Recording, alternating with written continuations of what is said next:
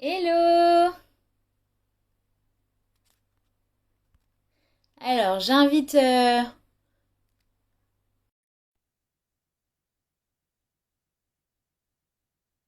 Est-ce que vous entendez bien? Ah, super. Coucou. Tu m'entends bien? Oui, moi je t'entends bien. Et toi, tu m'entends Ah, bien? ouais, parfait. Parfait, parfait. Bon, c'était mon anniversaire il y a pas longtemps. J'ai laissé mes petites décorations dans mon appart. Bah, c'est Ce très sera mignon. possible. Bon, on va attendre un tout petit peu que les gens se connectent. Et après, on commence dans une minute ou deux. Oui, oui, oui, bah, on leur laisse un petit peu le temps d'arriver. Alors, je voulais faire une petite annonce en story et puis j'ai pas eu le temps du coup. Ah oui, t'inquiète. T'avais des consultations aujourd'hui? Ouais, ouais, ouais. Mais là, je voulais faire pour voilà pour les abonnés du compte Ouais, ouais. Instagram. Ouais, c'est pas. Mais de toute façon, toi, ce sera aussi annoncé que t'es en live, donc s'il y a des gens qui captent Ah oui, le c'est truc, vrai. ils pourront venir. Mm, mm. Et maintenant, c'est vraiment super pratique. Dès que le live finit, on peut enregistrer le fichier et on peut le mettre direct en IGTV. Donc ça, c'est vraiment génial parce qu'avant, c'était super galère. Il fallait que j'enregistre mon écran. Enfin, Ah oui. c'était. Ouais. Ah oui. Donc Alors non, moi, là, on peut j'en les- suis pas du tout là. Tu vois, j'ai pas réussi encore à me créer un compte IGTV. Je sais Ah, pas mais il n'y a pas pourquoi. de compte à créer. Ah ouais? Bah, je le trouve pas. Bah, je te dirai comment je fais après. Et tiens, t'inquiète, c'est pas compliqué. Bon. Coucou les gens. Ouais, c'est cool, tout le monde se connecte. Trop bien. J'ai vu qu'il y en a plein qui avaient activé l'alarme, mais après, il y en a souvent beaucoup qui regardent en replay parce que 18 heures, parfois, c'est un peu tôt Mm, mm, pour mm. faire ça. C'est vrai. Bon. Mais du coup, voilà, c'est Voilà. vrai qu'en IGTV, on pourra le regarder même après, parce qu'avant, c'est vrai que c'était 24 heures Ouais, de ouais, dispo. Mm, mm. ouais, bah c'est dommage. Bah, le dernier live, je te dis, il a eu plus de 300 vues, alors que sur le coup, c'est. Enfin, pas tout le monde ne peut se connecter. Mm, mm. Bon, en tout cas, on a tout préparé, on a toute la trame de questions, etc. Donc déjà, merci à tous ceux qui ont posé des questions, parce que j'ai reçu vraiment plein de choses et ça va être super intéressant. On a essayé de structurer ça en trois parties. J'ai tout sous les yeux là, donc je vais faire modérateur pour toi. C'est bien, t'es bien organisé, hein? Oui, bah il faut, hein. Mm, mm. Bon, bah je pense qu'on peut commencer. Bah, écoute, hein, pourquoi pas, Coucou hein. à tout le monde qui est là. Je Coucou. dis juste que on pourra pas, je pense, répondre aux questions qui arrivent dans le flux parce que on a déjà tellement de questions. Je pense qu'on pourra pas répondre à tout. Donc on verra peut-être à la fin si on peut faire pendant quelques minutes les questions qui passent, mais on va essayer Mm. déjà de répondre à tout ce qu'on a. Mais que oui, que les gens n'hésitent pas à poser des questions ou à commenter un peu. Et Oui, voilà. après, si on arrive à hop, intercepter, Ouais, c'est ça. On parce va que des faire fois, ça. ça se rejoint, ouais. Ouais. Je vais essayer de. Je sais pas si toi tu les as tous devant toi enfin les Je, messages. je vois les gens qui apparaissent, en fait, moi. Ok. Parce que moi je l'ai mis en grand. Bon. Ok. Donc du coup, ce qu'on va faire, c'est qu'on va déjà commencer par se présenter. Je sais, s'il y a des gens qui viennent de ta chaîne, bah, je vais me présenter et je vais dire un peu ce que c'est la dermatillomanie rapidement. Mm, Et puis toi, que tu dises un peu depuis quand tu exerces, ou dans quelle ville tu es, quelle est ta spécialité, etc. d'accord. Ça peut être intéressant. Donc, je commence et puis après, tu fais comme ça. Après, on enchaîne sur les questions. Ouais, vas-y. Ok. Du coup, donc aujourd'hui, le sujet, ça va être l'accompagnement thérapeutique. Donc lié à la dermatillomanie, mais pas que, aussi en général. Parce que je sais qu'il y a aussi des gens qui suivent mon compte qui sont pas atteints que de dermatillomanie. Mm, Et en fait, dans mon cas, donc j'ai 30 ans, j'ai été atteinte de dermatillomanie pendant 15 ans et je m'en suis sortie à coup de un cheminement très très varié de lecture, de rendez-vous avec des professionnels, que ce soit avec de l'hypnose, avec des psys, qui avaient plein d'approches différentes, avec un changement d'alimentation, avec beaucoup de travail sur moi, etc. Donc ça a été très très large et je pense que dans un trouble comme la dermatillomanie qui est très complexe, on est obligé en fait d'agir sur plein de briques mm. différentes qui tournent autour du trouble, parce que finalement le trouble n'est qu'un symptôme et juste s'attacher à déconstruire les habitudes, c'est super important. mais il y a forcément des causes sur lesquelles il faut travailler parce que sinon, dès que cette cause sera restimulée, ben le comportement va revenir. Donc Tout à fait. voilà. Donc dans mon cas, j'ai fait une TCC. J'ai aussi vu un psy qui pratiquait la thérapie des schémas. C'était super C'est intéressant parce que ça m'a vraiment permis de voir mes schémas dysfonctionnels et les croyances que je pouvais avoir, des choses qui me paraissent automatiques mais qui en fait sont pas, qui me réussissaient pas en tout cas, en termes de perfectionnisme, de ce petit dictateur intérieur, etc., les pensées obsessionnelles. Et j'ai fait une thérapie plutôt analyse. Donc ça, c'était ma dernière thérapie. Je vois toujours cette psy-là qui m'a vraiment permis de voir dans mon éducation, dans mon enfance, des choses qui s'étaient cristallisées, des blessures que j'avais. Et c'est vrai que le fait d'en parler, de les mettre à nu, bah, ça les a vraiment désamorcées. Et j'ai ressenti à chaque fois un poids qui s'est enlevé. Donc voilà. Mais après, je reçois énormément de questions sur ce compte de personnes qui savent pas du tout vers qui se tourner pour la dermatillomanie, qui savent pas comment aborder leur chemin de guérison. Donc c'est super important que qu'on en parle et surtout que le terme de TCC revient beaucoup quand on parle de TOC, dont fait partie la dermatillomanie. Mais en fait, il y en a beaucoup qui savent pas du tout ce que c'est. Donc je pense que tu pourras beaucoup nous éclairer sur le sujet. Donc voilà. Je pense que tu peux te présenter. Ou tu décriras le trouble après, du coup, la dermatomanie, parce Oui, que c'est c'est vrai vrai que que je peux. ah, Ouais, t'as raison, je vais le faire maintenant. En gros, alors la dermatomanie, c'est un trouble anxieux qui touche la peau, donc soit la peau du visage, soit la peau du corps. Moi, dans mon cas, c'était que la peau du visage. Ça commence souvent avec l'acné à l'adolescence. Donc en fait, on va cristalliser sur cette acné nos plus grandes peurs de d'imperfection. Donc on va commencer à les gratter, à les percer, à les attaquer. Et finalement, ce comportement de grattage va devenir un exutoire à émotion, un exutoire de peur et une manière de gérer en fait des angoisses qu'on ne sait pas gérer autrement.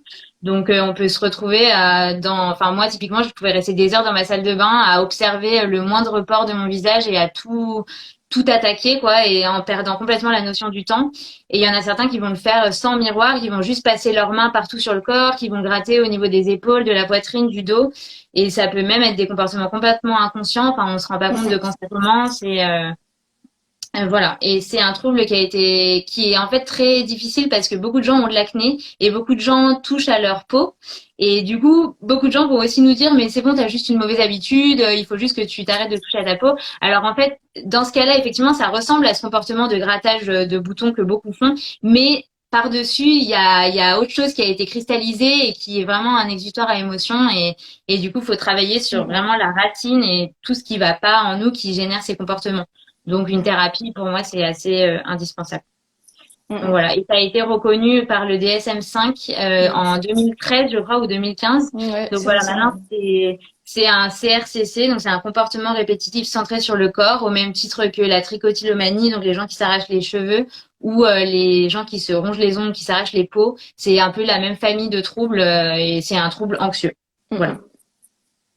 Je pense. Et oui, et juste oui, du coup pour compléter, c'est vrai que c'est pas juste du grattage, c'est pas juste une mauvaise habitude Ouais, pour faire la différence, parce que j'imagine qu'il y a des gens qui doivent se dire bah voilà, est-ce que c'est suffisamment grave pour que j'aille voir un psychologue et demander une aide? ouais, C'est quand vraiment ça concerne toutes les mauvaises habitudes entre guillemets, c'est quand vraiment ça devient une souffrance et une ouais, préoccupation centrale et que ça nous empêche on va dire, de vivre normalement ou de vaquer à des activités. ouais, Voilà. Et si en plus tu as le ouais, sentiment de honte qui se rajoute par-dessus, c'est un bon exactement. indicateur pour être accompagné.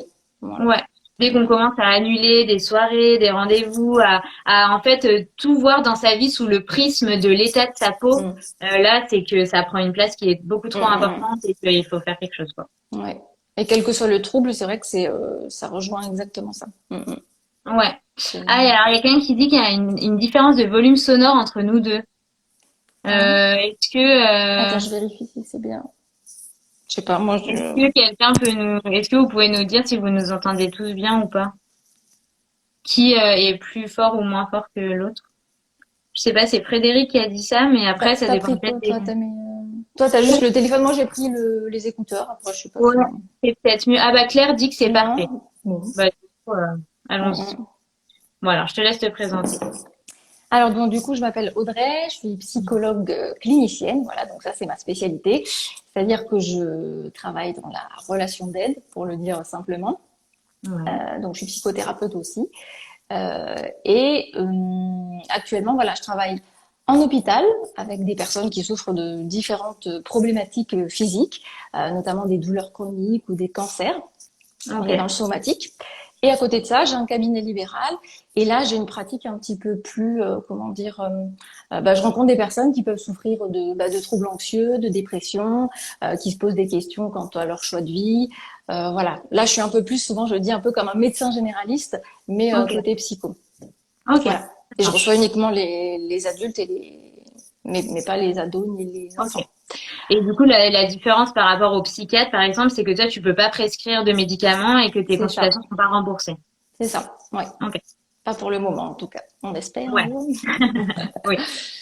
Voilà. Et Euh, voilà. Et juste du coup, à côté de ça, j'ai une chaîne YouTube qui s'appelle donc La Psy qui parle, sur laquelle je vulgarise la psychologie. Donc, je parle de psychologie de manière très simple et je réponds un petit peu à des questions de psychologie au quotidien.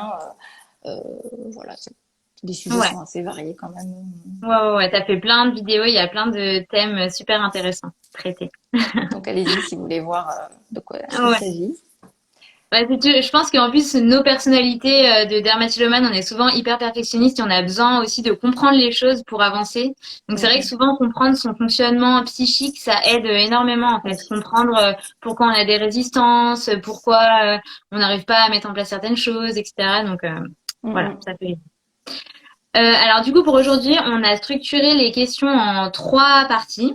Donc d'abord, ce qu'on peut attendre d'une psychothérapie, notamment thérapie comportementale et cognitive, donc TCC. Ensuite, comment se déroule un suivi thérapeutique, donc les attentes qu'on peut avoir, le travail de collaboration avec la psy, voilà. On a des questions vraiment diverses. Et ensuite, comment gérer un TOC au quotidien, Mhm. notamment la dermatillomanie, donc quel est l'accompagnement, etc. Donc, si on commence par la première section, ce que on peut attendre d'une psychothérapie, il y avait une question assez intéressante sur la différence entre la thérapie et le développement personnel. Je pense que ça, c'est Mhm. vraiment important qu'on Mhm. on Ouais. reprécise tout ça. Donc, c'est-à-dire aller voir un coach ou aller voir un psy. Il y a un peu cette idée-là C'est ça. derrière, j'imagine. Ou certaines personnes qui se disent que peut-être lire des livres de développement personnel peut suffire parce qu'ils peuvent essayer de travailler sur la manière d'être plus heureux, de gérer leur Mhm. stress, etc. En quoi c'est différent? Mhm. Alors, dans le développement personnel, on est plus dans de la psychologie positive, c'est-à-dire que ça peut être un bon complément, mais dans la thérapie, on est vraiment dans le soin. C'est-à-dire qu'il y a une souffrance chez la personne et elle a beau essayer plein de stratégies, il n'y a rien qui fonctionne. Voilà. Donc Mm. là, à ce moment-là, elle a besoin plutôt de s'orienter vers une thérapie. Donc, Ouais. moi, je prêche toujours un peu pour ma paroisse, hein, donc c'est psychologue ou psychiatre, parce que diplômé d'État. Donc du coup, c'est vrai que vous vous assurez d'être avec un professionnel qui connaît bien la santé mentale et va pouvoir vous guider. Le Ouais. développement personnel, voilà, ce serait plutôt un complément Ouais. ou du bonus. C'est quand on va déjà à peu près bien et qu'on a envie Oui. d'aller encore mieux ou de développer certaines facettes ou de mieux se connaître. Oui.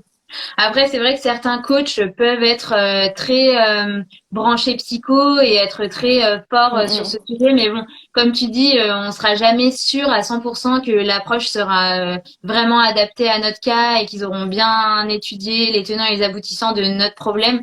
Donc bon, si on souffre mm, vraiment, mm. psychologue, ce sera toujours au mieux. Et par rapport à des livres de développement personnel, etc., ben être dans une relation d'aide, enfin avec une personne neutre qui nous connaît pas. Rien que ça, en fait, ça fait Mm, une mm, différence mm, énorme parce que d'être écouté, de pas être jugé, c'est mm. énorme C'est vrai.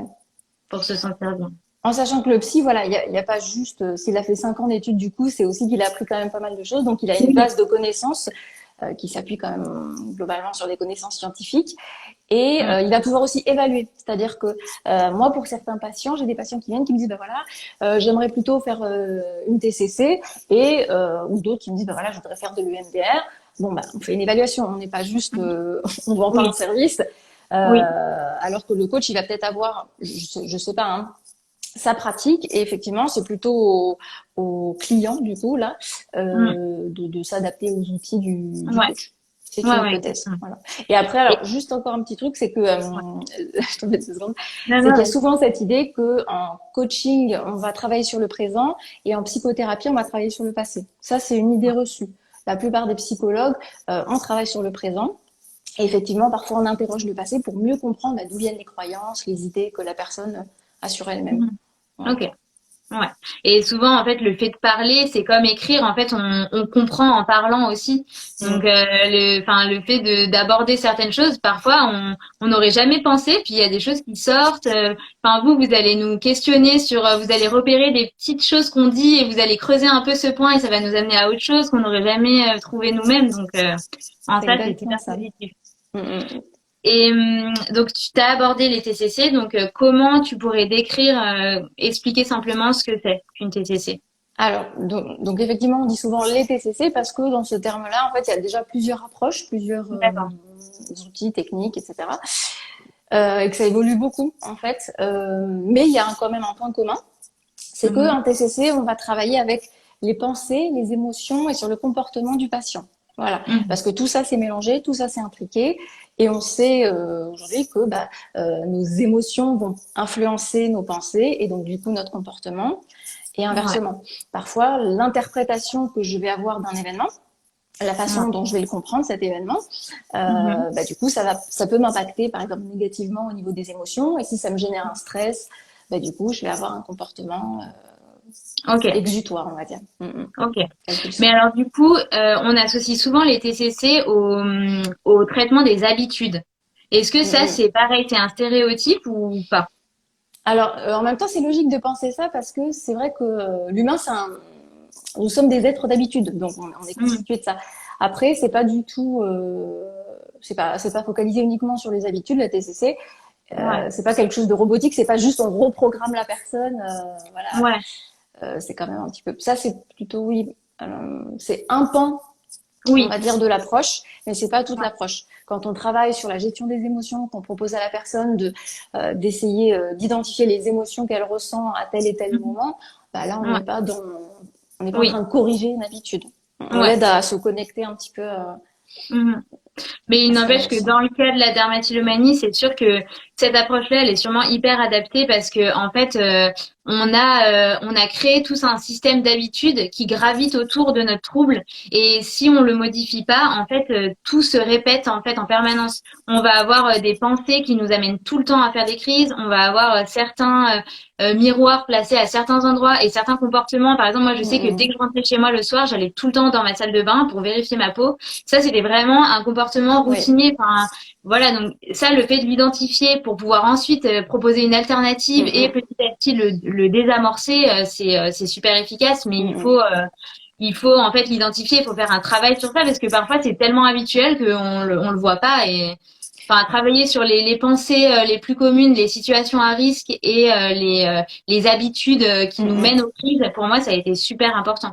Ouais, je pense qu'il faut vraiment, moi c'est ce que je fais avec mes patients qui ont des TOC ou d'autres problématiques, c'est vraiment Mhm. voilà d'identifier le trouble, ce qui provoque ça, quels sont les éléments déclencheurs, quels sont les Ouais. éléments qui vont entretenir ça.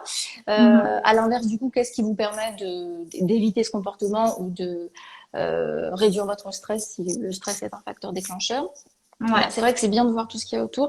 Et Ouais. puis, il faut savoir que comprendre, c'est bien, c'est une partie du travail, mais ça Mhm. suffit pas. Après, il faut passer Exactement. à l'action. Ouais. Donc du coup, c'est pour ça que souvent on donne des petits exercices, ou on propose des pistes. Voilà, moi je dis toujours le travail, il commence quand vous quittez mon bureau, parce Ouais, que exactement. Ouais. Et c'est vrai que souvent, au début, on a tendance à avoir l'impression d'agir en parlant et en ayant des exercices à faire. mm, Mais mm, on sait qu'on doit les faire, donc on a l'impression que c'est bon, on est dans une dynamique, mais en fait, on les fait pas et si, tant qu'on le fait ouais, pas, ça marche pas, quoi. mm, mm. Ça, Donc ça ça, passe forcément par ce qu'on disait, un travail de collaboration. C'est-à-dire que le psy va apporter ses connaissances, ses outils, et si le patient les prend pas, effectivement, c'est mm, compliqué. Après, effectivement, on réadapte. J'ai plein de mm, patients qui me disent j'ai pas fait ce que vous m'avez dit, je leur dis je vais pas vous taper sur les doigts et voilà. Donc oui, on va réajuster, réadapter et c'est à nous de nous adapter pour que la personne petit à petit arrive à changer ses ouais, habitudes là, en l'occurrence. Mm. ouais, ouais, c'est sûr. Ensuite, on avait une question sur du coup comment choisir son thérapeute. Bonne question. Ah, très bonne question. Mm, Euh, alors imaginons que ce soit quelqu'un, voilà, un psychologue. Imaginons que la personne cherche un psychologue.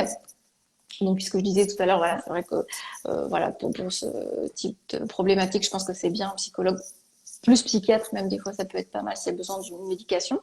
Ouais. Bon, imaginons que la personne, elle a tous ses diplômes, etc., et qu'elle est formée en TCC. Je pense que c'est aussi le contact, le feeling que la personne va avoir avec son thérapeute. C'est Ouais. hyper important de se sentir en Ouais. confiance, de se sentir à l'aise. Et puis, alors, des fois, il faut quand même plus qu'une séance.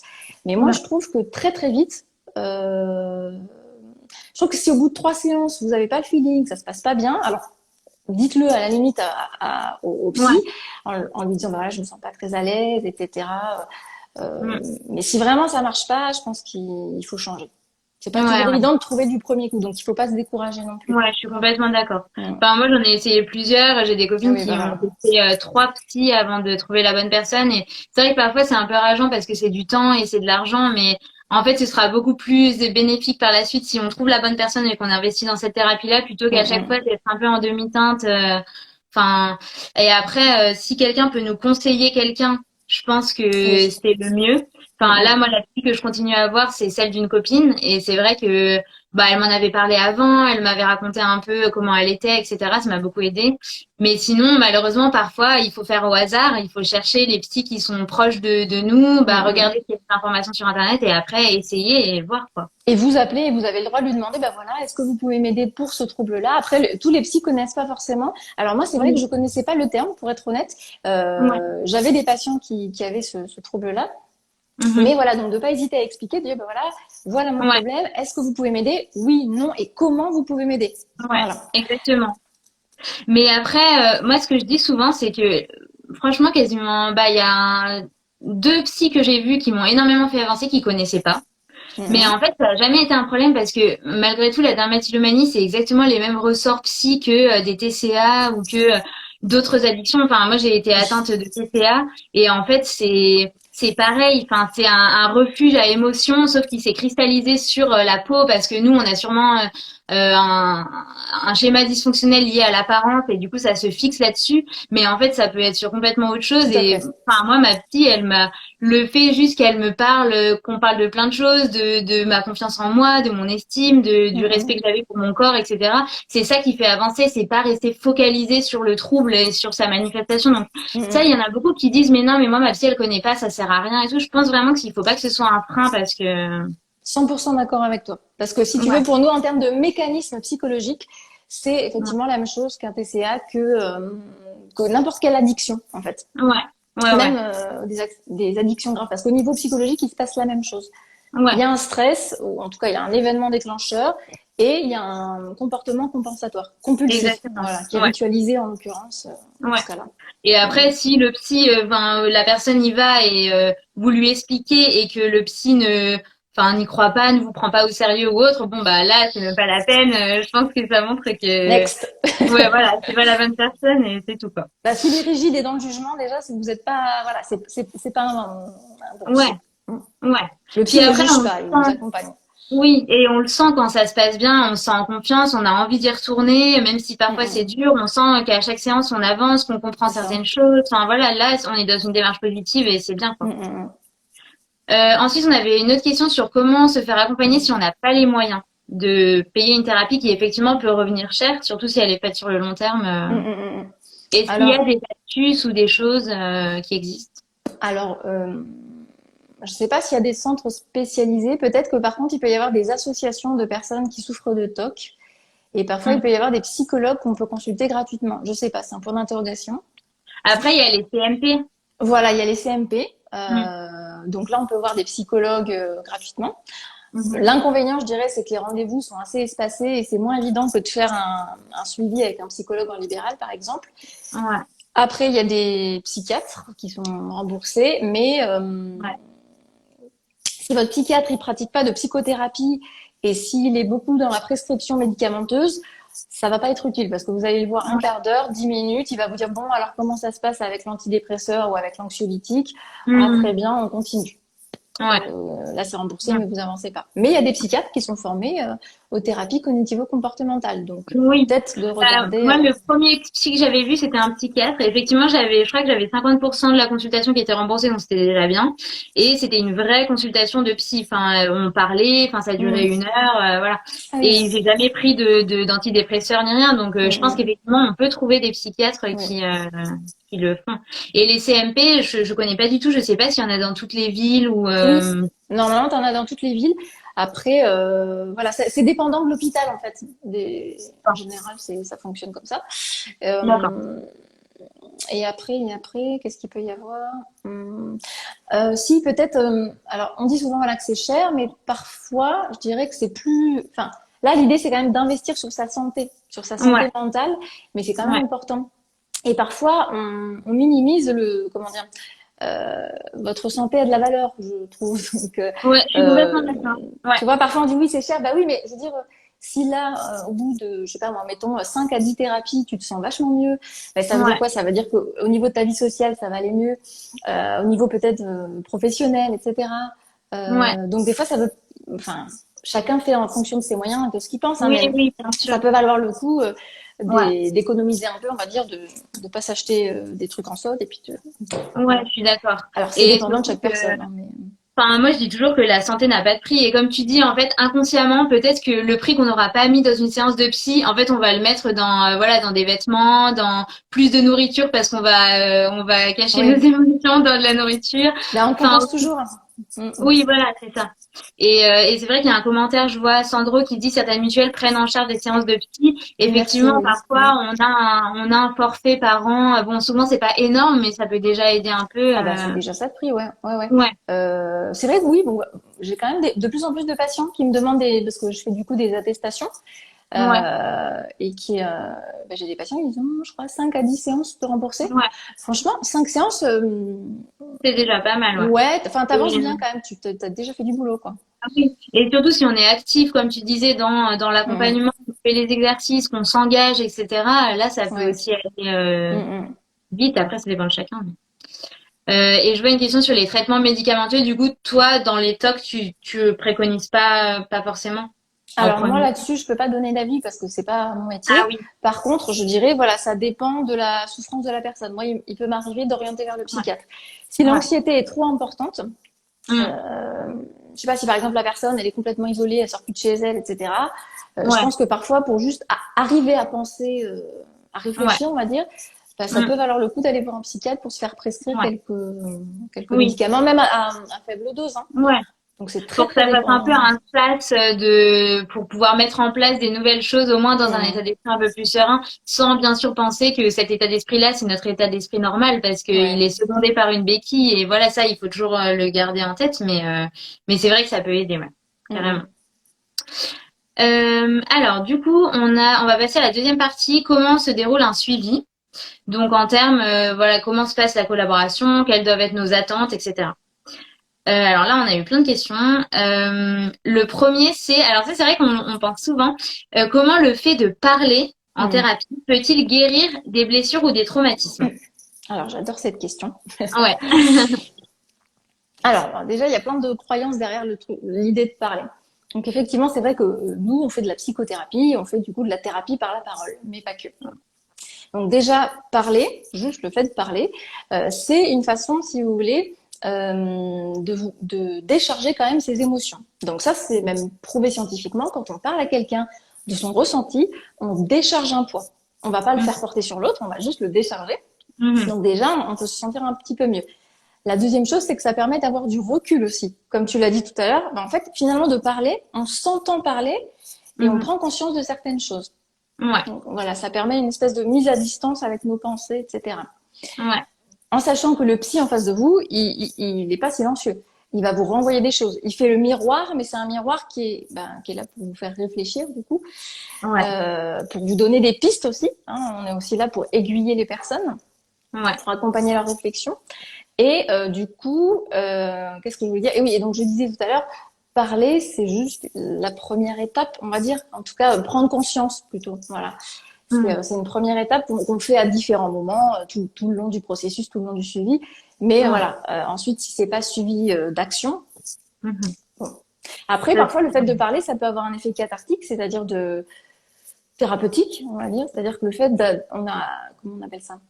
On a une espèce d'insight, de révélation, Ouais, je sais pas ouais, comment ouais. dire, où tu dis, ah, Ah, c'est j'avais chouette. jamais vu ces choses-là sous cet angle-là. Ah, mais oui, Ouais, tu vois. ouais. Déjà, moi, le fait que quand je parle à mes patients, je leur dis, bah, écoutez, vous n'êtes pas la seule personne à me dire ce que vous êtes en train de me dire. Il y a d'autres gens qui Mhm. vivent exactement la même chose que vous. Ah ouais, en fait, je suis quelqu'un de normal. Bah oui, vous êtes Ouais, quelqu'un de normal. C'est juste que là, en ce moment, vous souffrez. oui, Donc c'est logique, votre cerveau, c'est la solution qu'il a trouvée pour évacuer le stress. Donc il est ouais. pas bête votre cerveau s'il fait ça, c'est qu'il y a une raison. Oui, ça Voilà. rassure. Et c'est Mm. vrai que parfois, le fait de trouver une clé de compréhension, même si elle sera jamais 100% tangible, parce qu'on ne saura jamais en fait qu'est-ce qui est lié à quoi, mais Mm. ça va nous permettre déjà de nous accrocher à cette clé-là. Et souvent, ça rassure. Enfin, je sais que moi, dès que ma psy, elle me donne une explication qui me paraît cohérente avec ce que je pense, etc. Mm, mm. Bah, en fait, je m'accroche à ça, je me dis, ok, bon, bah, c'est lié à ça. J'ai l'impression que c'est comme si quelque chose était réglé, entre guillemets. Enfin, j'avais trouvé une explication. Ça me Oui. permet d'avancer sur d'autres choses. Parce que sinon, quand il y a plein de boucles ouvertes qui tournent sur des questions Ouais. sans réponse, en fait, ça aussi, c'est angoissant. Donc, là, ça nous amène, voilà, des clés de compréhension auxquelles on se raccroche ou pas. Mais ça, déjà, ça aide. Et l'important c'est que ça parle. Moi aussi, souvent, je formule des hypothèses, mais il faut. Je formule des hypothèses quand je sais que ça peut aider le patient. Oui, Je suis pas dans une position de je sais tout et je vais vous analyser, j'ai tout compris de votre vie. Et ouais. on n'est pas non plus là, on met pas non plus des étiquettes sur les gens. Mhm. Donc c'est plus voilà, je leur dis ben voilà, là au vu de ce que vous me dites, cette personne-là s'est comportée de cette façon-là avec vous, vous avez réagi Ouais. comme ça, peut-être que ça peut être pour ça. Qu'est-ce que vous en pensez? Ouais. Et en fait, tu le sais si ça résonne en toi, si ça a du sens ou pas. Exactement. Ouais. Mm. Et surtout qu'après, bah, inconsciemment, ça peut changer des comportements qu'on avait. On se rendait pas compte qu'ils étaient nocifs alors qu'ils l'étaient. Par exemple, une personne qui va beaucoup trop s'immiscer dans la vie de ses parents. Par Mm. exemple, des conflits entre frères et sœurs qui sont finalement en fait beaucoup plus forts que ce qu'on aurait imaginé. Et du coup, en prenant conscience de ça, on va modifier ça. Enfin, on va voilà moins critiquer notre sœur, on va moins s'immiscer dans les Mm. affaires Mm. personnelles de nos parents. Enfin, et en fait, ça enlève des poids progressifs qui font qu'on se sent mieux et voilà, c'est hyper important. Mm. Mm. Donc, du coup, la parole est libératrice, Tout à fait. on peut le dire.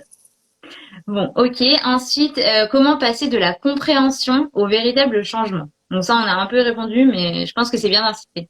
Ouais, donc après, il faut agir.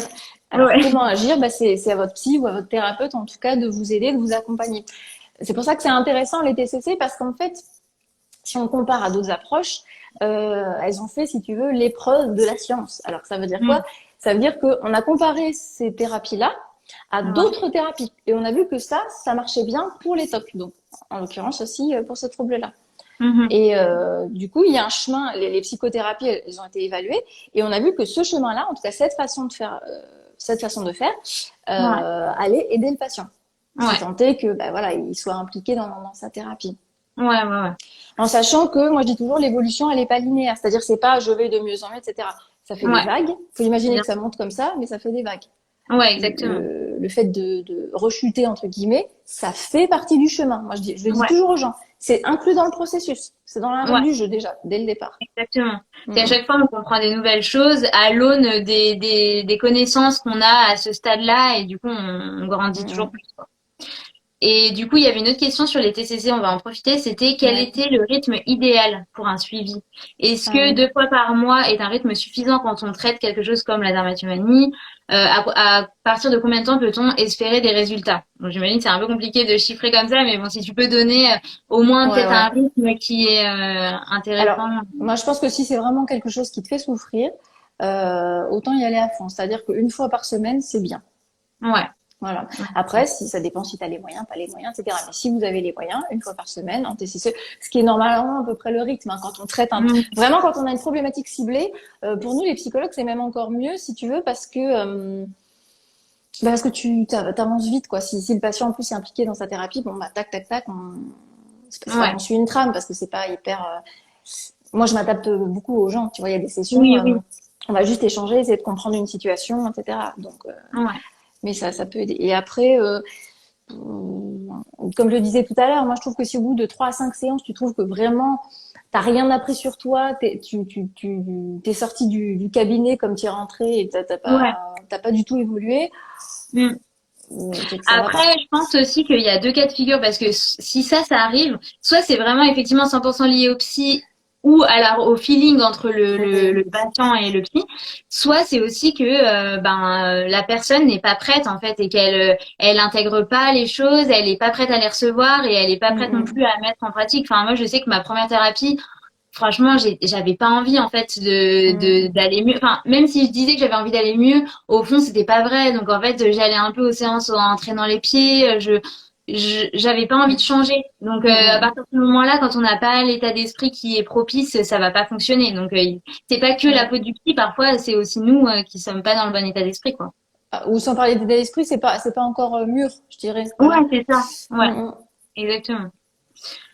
Ok. Et sur à partir de combien de temps peut-on espérer voir des résultats? Ça, je pense que c'est trop subjectif. Enfin, ça dépend vraiment des gens. Ça Ouais. dépend Moi, je trouve de. qu'il faut que ça ait bougé quand même au bout de 3 à 5 séances. Il faut quand même que tu Oui. sentes que ta problématique, elle va pas être réglée, mais voilà, tu sens qu'il y a Ouais. déjà un changement et tu retrouves de l'espoir. Je trouve que c'est un bon indicateur, ça. Ouais. Tu dis, C'est ah vrai. ouais, je sens que ça peut aller mieux, que ça va aller mieux, je sens que je vais avancer. C'est que tu es sur la bonne voie, je pense. Ouais. C'est vrai. Ouais, j'avoue, c'est un bon indicateur. Alors, on avait notre question. Bon, du coup, c'est un petit peu lié, mais bon, pareil, c'est important, je pense qu'on en parle. J'ai l'impression de ne pas du tout progresser en thérapie. Est-ce que je dois arrêter? Donc ça, on peut dire, comme tu as dit, que effectivement, si c'est au bout de 5 séances, Mm, peut-être, mm, on va changer de psy. mm. Ouais. Mais il faut aussi parfois se remettre en question, savoir si on a bien fait les exercices, si on a été Oui, actif, si etc. tu es sûr que tu t'es impliqué à 100% dans la thérapie, voilà, que tu Ouais, as fait tout ce que tu pouvais. Voilà. Après, c'est vrai que le psy, c'est pas. On peut avoir cette idée, si tu veux, que la solution viendra de l'extérieur. Donc, c'est le psy ouais, qui va t'aider et qui va faire le boulot. Et non, mm, en fait, c'est pour ça que moi, je parle toujours de travail thérapeutique parce que ça demande des efforts. C'est pas facile. ouais, Mais ça te exactement. demande aussi des efforts quand tu es en train de gérer ton trouble et que tu es stressé et que t'es pas bien. C'est Ouais, coûteux aussi d'une autre manière, si tu veux. mais oui. Mm, Ouais, c'est super intéressant que tu rappelles ça parce que je pense qu'effectivement, il y en a beaucoup qui attendent la solution de l'extérieur. Alors en fait, toutes les mm, clés, elles mm. sont en nous. Enfin, vous allez nous Ouais, révéler des choses c'est ça. pour qu'on les active parce que face à nous-mêmes, on est démunis, enfin, on n'a pas de recul. Mais Mm, il n'empêche que, enfin, tant qu'on cherche une solution à l'extérieur, ça veut dire qu'on cherche aussi, on attend des déclics, on cherche des signes, des trucs comme ça. Tant qu'on est dans cet objectif, dans cet état d'esprit-là, ça peut pas mm. fonctionner en fait.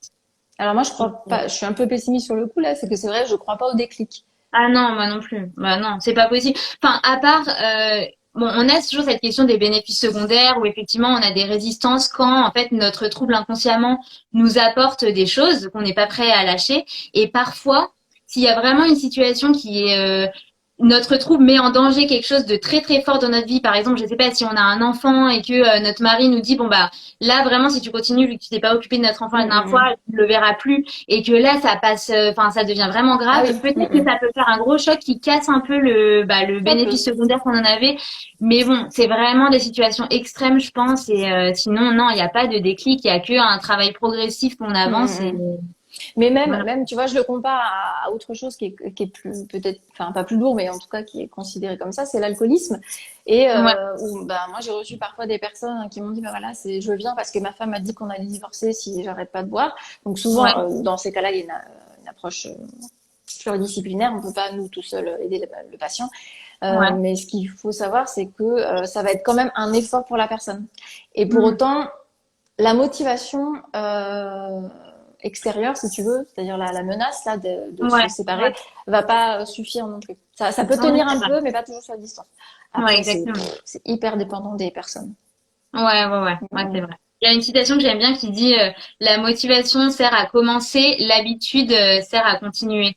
mm, C'est mm. exactement ça, en fait. De toute Ouais. façon, si on n'est pas régulier, ben, en fait, après, tout revient comme avant, quoi. Et même, je dirais encore un autre truc, c'est que la motivation, effectivement, du coup, ne suffit pas, la volonté ne suffit pas, Ouais, et la motivation, on va forcément la perdre. En fait, il faut voir ça comme une énergie, la motivation. Donc, exactement. elle n'est pas égale d'un jour à l'autre. Et Ouais, tu es obligé, tu peux pas attendre d'avoir envie ou attendre d'être motivé pour faire les choses. ouais. Si tu veux un Ça, c'est changement, vrai. dans cette Ouais. idée-là, hein, si tu veux un changement. C'est super important que tu parles de la volonté parce que je pense que dans les troubles comme la dermatillomanie ou même tous les autres troubles, on a souvent tendance au début à se flageller en se disant qu'en fait Mm, on est nul, que voilà, on n'a pas de volonté, mais en fait vraiment la volonté n'a rien à voir là-dedans. Enfin, un peu, mais on est vraiment dominé par des mécanismes internes qui nous dépassent et c'est pas. Si c'était aussi simple que de dire demain j'arrête ou voilà, c'est personne ne souffrirait de tout ça. Enfin, donc vraiment ça c'est important de le rappeler. Ouais. Alors ensuite on avait, est-ce bien d'arriver en séance avec quelque chose à aborder en particulier? Bon, est-ce qu'il faut préparer ces séances ou est-ce que pas forcément? Non, pas forcément. Bah, tu vois, tiens, c'est la différence avec un coaching où tu vas préparer parce que tu as un objectif final Mhm. bien précis. Le psy, tu peux arriver, entre guillemets, les mains dans les poches. Alors moi, j'ai des patients qui aiment bien préparer, des fois qui prennent des notes, etc., qui me disent, bah voilà, ce qui Ouais, s'est passé la semaine dernière, etc.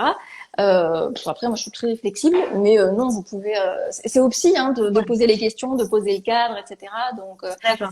il y a jamais, il y aura jamais rien à dire. J'ai plein de patients qui me disent, bah, je suis venue, finalement, j'avais rien à vous dire, et puis Ouais. finalement, Bah, souvent, c'est les séances qui sont les plus intéressantes, ou celles où mm, on n'a rien, on se sent bien, ça va. Et mm, puis, en fait, dès que le psy nous demande, bon, alors comment s'est passée votre semaine? En fait, je sais pas, il y a des trucs qui sortent et, mm. et on travaille dessus. Alors ensuite, on avait quelle distance doit avoir un patient avec sa psy ou son psy? Alors, je dirais qu'en ce moment, c'est plus d'un mètre avec la distanciation sociale. Voilà. Bah, après, ça dépend ce qu'on entend par distance, mais Ouais. bah, je sais Est-ce pas, qu'on peut voilà. se permettre, par exemple, de, je sais pas, de donner des nouvelles à notre psy par texto? Est-ce que on peut lui poser des questions aussi à elle sur parfois certaines choses, enfin, Mm, mm, mm. et vous, etc. Enfin, est-ce que ça se fait ou...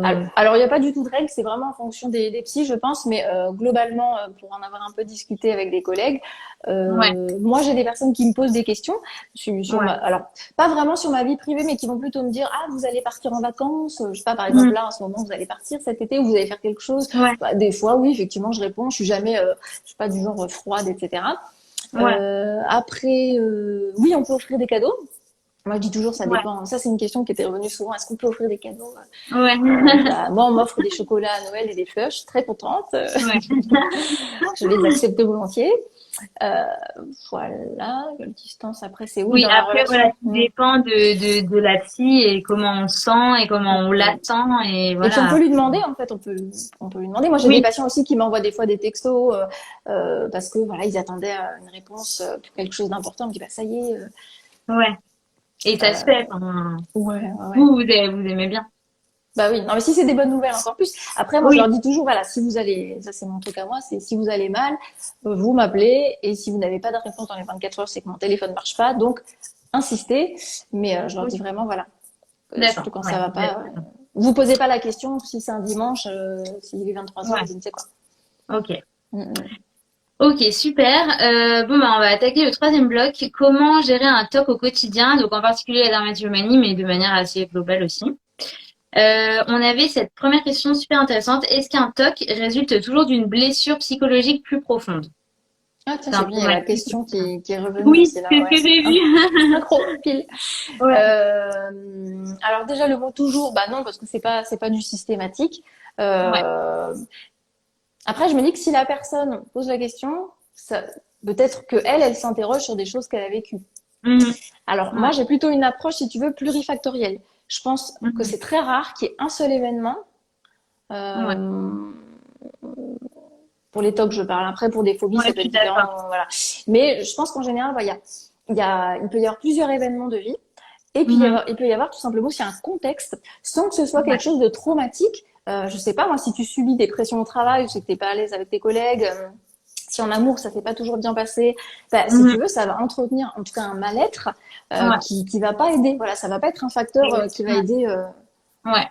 à s'en Et sortir. en fait, quand j'ai lancé ce projet possible, j'ai fait un questionnaire vraiment qualitatif, assez complet, enfin qui prend entre 15 minutes à peu près à répondre, donc assez long, où du coup les personnes racontaient vraiment leur histoire avec la dermatomanie, quand est-ce que ça a Mhm. commencé, qu'est-ce qu'ils ont fait pour essayer d'aller mieux, etc. Et là, je crois que j'ai quasiment 350 réponses, donc j'ai vraiment un gros panel de réponses. Et en fait, ce qui ressort, parce que je pose aussi cette question, bah, quelle est la cause selon vous de tout Mm, ça? mm, mm. Et en fait, il y a vraiment de tout. Il y a effectivement des gens qui ont connu des situations hyper difficiles, qui ont connu des viols, qui ont connu des agressions, qui ont qui ont perdu qui ont eu des graves accidents, etc. Donc il y a ça. Mais je pense qu'en fait, c'est pas forcé. Enfin, ils auraient pu développer un autre trouble que la dermatillomanie, ou ils auraient pu aussi ne pas en développer du tout. Après, ça dépendait de leur terrain, de la manière dont Mm, ils géraient après. Et il y a des gens, par exemple, moi, j'ai jamais eu de traumatisme, mais je pense vraiment que cette dermatillomanie, elle est arrivée parce que j'avais un perfectionnisme qui était tellement exacerbé qu'il était handicapant, et que j'avais à côté de ça un vrai défaut dans ma gestion des émotions. En fait, je refusais toutes les émotions. mm, Je n'avais mm, pas appris à les accueillir, et j'avais excessivement peur de l'échec. Et en plus de ça, j'étais hyper anxieuse. Donc en fait, ça a fait un cercle Ah oui, voilà. vicieux où du coup l'anxiété nourrit des peurs qui du coup créent des crises, qui créent de l'anxiété. Et en fait, enfin, tant qu'on ne travaille pas sur soi, sur l'acceptation, sur le fait de prendre conscience que c'est normal en fait de ressentir tout ça, que tous les êtres Mhm. humains ont des peurs, du stress, voilà. Bah en fait c'est un tout. Mais effectivement, j'ai jamais eu de situation traumatique. Après, j'ai des schémas dysfonctionnels, mais comme tout le monde, c'est Ah juste ben, comme que tout le j'ai monde. réussi à travailler dessus Mm, et faire en sorte qu'il ne me plombe pas et ne mm, décuple mm. pas mon stress et je serais toujours stressée et anxieuse, je pense. Mais après, au bout d'un moment, on arrive à mieux le gérer et Oui, c'est ça en fait. voilà. En sachant aussi que le stress, c'est quelque chose de complètement normal. C'est une réaction qui est adaptée. C'est ton corps qui te dit, oula, ça ne va pas. Donc, change Ouais, quelque chose, fais quelque ouais, chose. Et les émotions, elles sont, moi je dis toujours, voilà, c'est des messagères. Et donc, elles ouais. sont là pour te donner une info. Voilà. Donc, c'est vrai que si on Exactement. réprime, donc si on les garde à l'intérieur de nous et qu'on fait, moi j'appelle ça de la constipation émotionnelle, ben, on a Ouais, quelques petits troubles qui peuvent arriver. ouais, exactement. Ouais. Alors, on avait une autre question sur l'hypnose. L'hypnose peut-elle vraiment aider sur les TOC? Qu'est-ce que t'en Alors, alors, difficile à dire parce que moi, je suis pas formée en hypnose. penses? Ok. Bon, je connais le principe quand même. Et après, si tu veux, l'hypnose, tu peux l'utiliser de différentes manières. Si par Ouais. une des branches, entre guillemets, une des utilisations, et ça j'utilise, c'est la relaxation.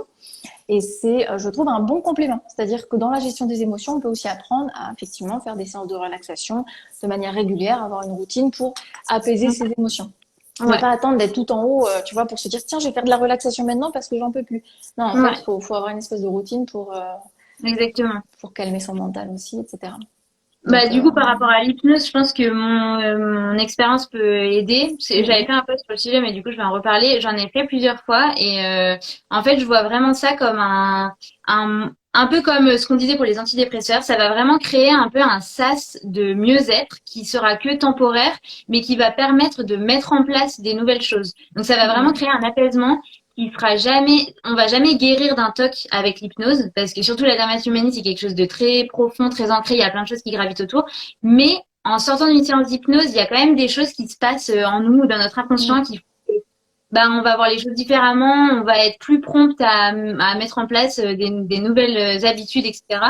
Donc moi je l'avais fait la toute première fois que je l'ai fait, ça a été vraiment assez exceptionnel. Pendant presque 3 mois, j'avais plus aucune crise. Donc il y a eu mm. vraiment un truc, je pense que j'avais tellement envie de m'en sortir que enfin je sais pas, il y a quelque chose qui s'était bloqué, mais en fait c'est revenu progressivement et c'est normal. Mhm. Et après j'en ai refait plusieurs fois, mais plutôt pour m'apaiser dans des moments où j'étais pas bien, je sentais que j'avais besoin d'un coup de pouce en fait, Mm, un coup de mm. pouce dans mon inconscient et je pense vraiment que ça peut que faire du bien. Mais après, voilà, faut pas en attendre, faut pas se dire je vais faire ma séance d'hypnose et puis après c'est bon, Oui, j'ai voilà, plus c'est ça. rien. C'est un bon outil. Moi, je le vois plus comme un outil. Si tu veux, les patients, Ouais, quand ils m'en parlent, voilà, parce qu'ils voient d'autres psys qui font de l'hypnose, ouais, je le vois plutôt comme ça. Pas comme une fin en exactement. soi, ouais. Mm, mm. Ouais. Et on a une autre question qui est assez intéressante sur les émotions. C'est vrai que ça peut paraître très abstrait en fait ce concept de d'accueillir les émotions. Mm, Alors puis je vais parler de mon expérience personnelle et puis toi après tu vas le décrire d'un mm. point de vue psychologique. C'est vrai qu'au début pareil je me disais mais en fait ça veut dire quoi accueillir mes émotions? Moi je vis, je suis là, je suis dans mon chez moi. Enfin qu'est-ce que je peux faire de plus? En fait, ce qui m'a vraiment aidé pour ça, c'est la méditation. Et franchement, Mhm, on mm. l'entend partout et on a limite l'impression que c'est un effet de mode et que c'est un peu le stéréotype. Bon, bah, fais de la méditation. Mais en fait, en vrai, c'est ça la clé. Parce que surtout quand on est des personnes hyper anxieuses, on est tout le temps dans notre tête et en fait, on ne sent pas notre corps. Enfin, moi, je Mm, me suis vraiment rendu mm, compte de ça. Mon corps, il me dit plein de trucs en fait tout au long de la journée, mais je suis tellement dans ma tête, concentrée sur mes trucs à faire, regarder ce qui se passe, analyser, penser à des trucs, qu'en fait, tout ce qu'il me dit, je le perçois pas du tout. Et la méditation, c'est le seul outil qui permet vraiment vu qu'on fait une bulle à l'intérieur de soi, on s'écoute, etc., bah, petit à petit, on va améliorer notre qualité de présence à nous-mêmes et on va être capable de ressentir. Par exemple, moi, je m'étais rendu compte que avant les crises, j'avais toujours une sorte, vraiment, je sentais une vague en moi. Je sentais vraiment que ça bouillonnait, que Ouais. quand je me fermais les yeux, que je me braquais les yeux à l'intérieur, enfin, c'était fou, quoi. Il y avait vraiment cette vague. Et après la crise, il y avait plus.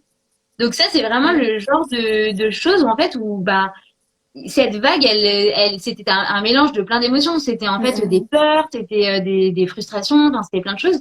Mais si on n'améliore pas la qualité de présence à soi et qu'on n'apprend pas à s'écouter, ben, on pourra jamais le ressentir et donc on pourra pas accueillir les Mm, émotions mm. quand elles arrivent. Mm, mm. Donc voilà. En sachant qu'en général, les émotions, comme tu l'as dit tout à l'heure, souvent en général, on a tendance à les réprimer, à les garder en soi, avec l'expression oui, je prends sur moi. Bah là, tu sais que c'est pas du tout ça qu'il faut faire. Soit on va Ouais, essayer de les éviter. Donc, c'est-à-dire qu'on va se distraire pour penser à autre chose. Et du ouais, coup, on n'est pas en contact avec soi. Donc ça, c'est vrai, c'est un des premières tâches, on va dire, qu'on essaye de faire aux patients, c'est de se reconnecter à soi, de ouais, prendre conscience de ses émotions. Et souvent, c'est dans un contact avec le corps, parce que tu l'as dit tout à l'heure, on est beaucoup dans la tête. ouais, Et encore plus aujourd'hui, je pense, dans notre société où on est toujours hyper sollicité, hyper stimulé, mm, c'est pas évident de, hop, on se rassemble. ouais, Et moi, je disais souvent aussi aux gens, c'est plutôt vous êtes partout, sauf à l'intérieur. C'est-à-dire que ouais, mentalement, votre esprit, il cogite sur, ouais, il est focalisé sur plein de choses à l'extérieur, mais pas ce qui se passe en vous. ouais, Donc c'est vrai que pour ça, alors moi j'ai relaxation, méditation, mhm, pour aider les personnes, voilà, à accueillir et bah voilà, je les préviens, je leur dis, bah ça va pas forcément être agréable au départ parce que vous ouais, allez avoir plein de pensées, parce que il va falloir vous refocaliser sur votre souffle et sur la respiration et votre mental, il va pas arrêter de faire des allers-retours. Mais c'est ouais, normal, en fait, exactement, c'est ouais, l'apprentissage. ouais. Et je trouve que en fait, on va tout de suite le sentir si parce qu'il y avait une question, comment on sait si on les accepte ou pas. En fait, dès qu'on va on va mettre en place un comportement compensatoire où on a l'impression qu'on est contrôlé par quelque chose, c'est que souvent on est en train de refouler une émotion. Enfin, par exemple, Mm, moi je sais que j'ai eu des TCA et en fait, dès que j'avais des pulsions alimentaires, bah souvent c'était le signe que j'étais en train d'essayer de fuir quelque chose quoi. mm, Donc mm. après effectivement c'est pas toujours perceptible, mais après quand on arrive à mieux se connaître, on se dit OK bon bah là en fait je sens que j'ai des pulsions alimentaires, là en fait je sens que j'ai une pensée irrationnelle qui me dit tiens si t'allais vérifier ta peau dans la salle de bain etc. Petit à petit, en fait, on est plus au fait de nous-mêmes et on arrive à se dire, attends, là, en fait, tu sais que c'est pas vrai, tu sais que c'est une fuite, donc juste pose, toi, même si c'est pas agréable, ferme les yeux et essaie de te concentrer sur ce qui se passe. Et en fait, après, ça passe tout seul. C'est Enfin, c'est ça. pas toujours aussi simple, mais En fait, parfois, avec le temps, de toute façon, c'est de l'entraînement. C'est oui, ça. Et moi, je dis toujours, voilà, dans une émotion, il y a un pic et il y a toujours une redescente. Donc, exactement. même si vous êtes hyper angoissé ou en colère ou apeuré, cette émotion, si vous l'accueillez, si vous dites, OK, bon, là, ce que je ressens, c'est de la peur, et non pas j'ai Ouais, peur, ce que je ressens, c'est de la peur. Cette ouais, émotion me traverse. Alors là, je le dis comme si c'était simple, mais avec l'entraînement, en fait, vous allez voir que bah, finalement, c'est juste une émotion qu'elle ne fait que vous traverser. Et mm, plus vous allez essayer de la retenir, plus elle va rester, en fait. ouais, Plus elle va prendre de la place et elle va oui. rester. Et puis après, Mm, on va être plus au fait des sensations physiques, enfin, des maux aux épaules, des mm. maux de Ouais. tête, on va se sentir en fait, tout ça n'est possible que si on se lance dans une démarche de reconnexion à son corps et de Mm, d'écoute. Parce que sinon, effectivement, on sentira jamais tout ça et on continuera à rester mm. dans notre tête et à essayer de s'organiser, de mettre des podcasts, des trucs, d'être à droite à gauche, mais en fait, on sera tout le temps dans la fuite, quoi. Bah, le problème va toujours te suivre, en fait, C'est puisqu'il ça. est en toi. Mais la Ouais, solution aussi est en toi. Donc, du coup, ouais, c'est ça. côté positif. Bon, il nous reste 6 minutes, ça va falloir Mhm. C'est qu'on ce qui nous accélère. On reste. a quasiment terminé, mais il nous restait Ouais. quelques trucs. Cette question, je pense, que c'est intéressant qu'on y réponde. Est-ce qu'il est nécessaire de remplacer le TOC par autre chose? Et si oui, quelles activités privilégier? Qu'est-ce que t'en penses? Attends, je réfléchis là. Par exemple, pour les TCA. Alors moi, je trouve ça bien, si tu veux, de mettre toutes les conditions pour, bah, évidemment, par exemple, éviter de se triturer la Exactement. peau. Donc ça peut être plein de choses. Mais il faut avoir en fait des rituels, mais des nouveaux rituels. Ouais. C'est-à-dire, il faut partir du principe, là c'est la version un peu pessimiste, mais réaliste, que de toute façon, ça va revenir. Mm. Donc quand ça va revenir, qu'est-ce que je fais? Ah bah il faut par exemple que j'ai, je sais pas, que j'évite d'avoir des miroirs près de moi, que je Ouais. prenne pas un miroir dans mon sac à main. Ouais. Tu vois, plein de choses comme ça. Donc c'est Exactement. avoir des petits trucs et astuces et de Mm. se dire, ok, donc je sais pas, ça pourrait être aussi, bah, je vais boire un verre d'eau, Mhm. tu vois, pour hop, on focalise Mais oui. l'attention ailleurs. Euh, Mais surtout, je trouve que c'est une question qui résume bien toute notre intervention dans le sens où finalement, euh, tout ce qui gravite autour du trouble, il est plus important que le trouble lui-même et ses manifestations. Enfin, en fait, quand la crise a commencé, c'est pareil, c'est pétimiste de dire ça, mais c'est comme tu disais tout à l'heure, la méditation, si on le fait quand on est en trop mal et qu'on se dit vite, il faut que je fasse la réflexion. En fait, limite, c'est déjà trop tard. C'est ce sur quoi faut travailler, c'est sur tout l'amont, c'est faire en sorte de pas c'est ça. accumuler autant de choses qui Mm, vont nous mm. pousser après dans l'exutoire parce qu'on n'en peut plus en fait. Donc Le meilleur c'est un traitement, travail ouais, de fond. c'est ça, c'est la prévention, c'est de préparer le terrain, tu vois. Ouais, Et vraiment, il faut le voir comme une addiction, c'est pareil. C'est-à-dire qu'il faut pas avoir la tentation sous les yeux. C'est beaucoup plus dur si vous arrêtez de fumer, admettons. ouais, Je sais pas moi, d'aller en soirée ou que votre copain, copine ait un paquet de cigarettes sur la table. Ça ouais, va être trop dur de résister à la tentation, donc il faut cacher ou les gâteaux ouais, ou autres.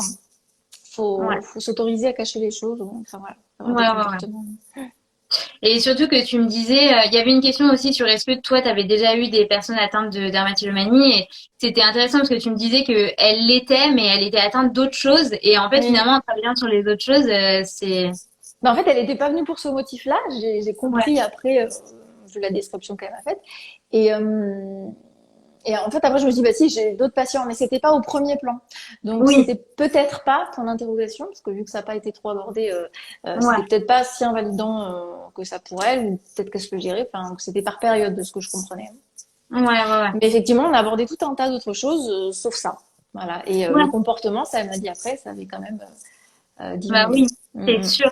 C'est sûr, et ça montre bien qu'en fait les conséquences, enfin la dermat c'est une conséquence et que travailler sur mm, toutes les mm, causes mm, annexes ça aide et que si du coup le psy ne connaît pas la dermatillomanie en fait c'est pas grave parce que mm, le mm. fait de travailler sur tout ça c'est ça qui va aider et voilà.